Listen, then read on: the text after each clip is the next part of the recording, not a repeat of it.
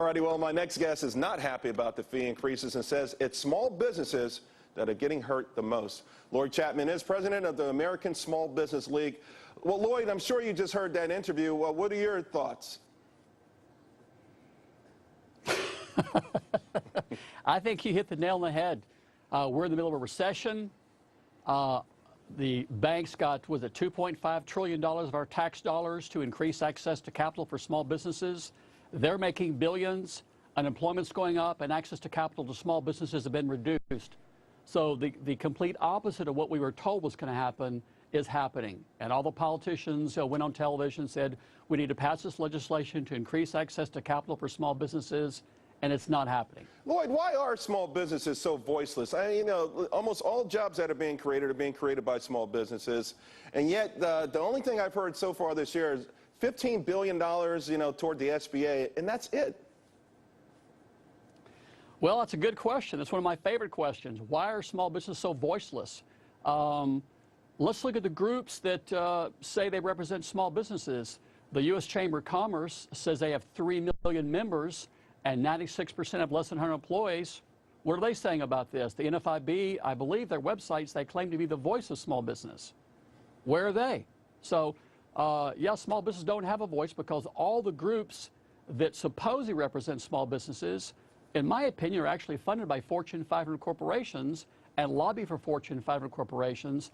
And the fact that these things are happening to small businesses, I think, is proof that small businesses don't have the representation in this country and in Congress that they should have. Now, having said that, where do you see the fortunes of small businesses going for the rest of the year?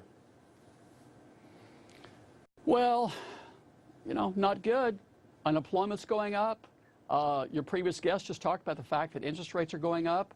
Access to capital appears to be being reduced. Business Week and the New York Times have reported on that. So, in fact, quite frankly, just last week, some federal programs for small businesses are being dismantled. So it doesn't look good for small businesses to me for the rest of the year when you look at the federal programs, some of them being dismantled, the access to capital actually being reduced.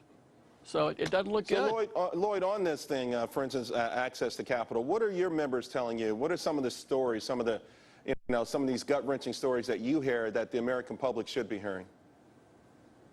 All right, I've got a member that's been in business for 20 years. They're have one of the best credit ratings you can possibly have, and American Express cut their credit card limit in half for no reason with no explanation. Did that put them out of business? Is that hurting them, or are they going to go out of business? Oh, they're not going to go out of business, but it's not helping. Right. In fact, quite frankly, when I talked to this person the other day, they said, where's the increased access to capital? We spent $2.5 trillion to increase access to capital, and what I'm hearing every day is a reduction in access to capital. Lloyd, thank you very much. Listen, I hear these horror stories all the time, too. Keep up the good work. All right, thank you. All righty.